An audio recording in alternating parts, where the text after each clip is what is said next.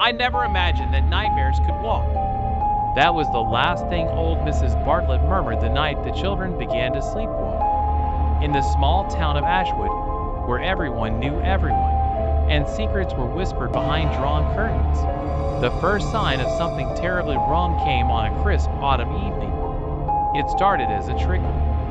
One by one, as the clock struck midnight, the children slipped from their beds and wandered the quiet streets in a silent, eerie procession.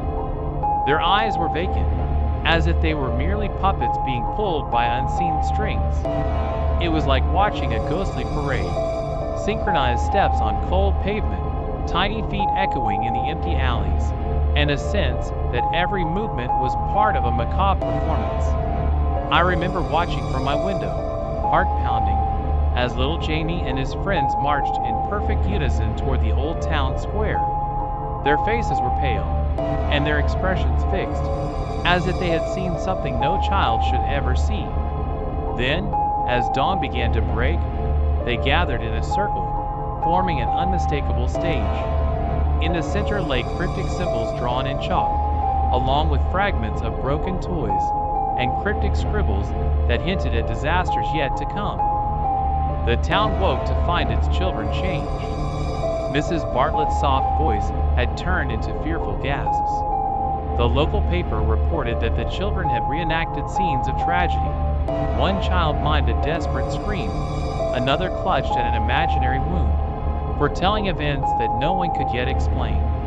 Whispers spread of a prophecy, or perhaps a trap played by a force beyond mortal ken, manipulating these innocent souls like actors on a stage.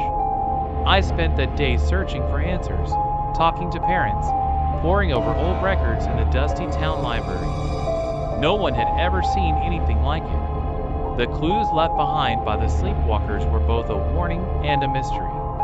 Were they foretelling a catastrophe, or were they being led to it? As dusk fell that evening, I felt compelled to follow the procession. Under a bruised sky, I trailed the silent parade until they vanished into the depths of the forest. There, in a clearing lit by the ghostly glow of a half-moon, the final clue was left. A single, freshly carved symbol on a tree, pulsing with an unearthly light.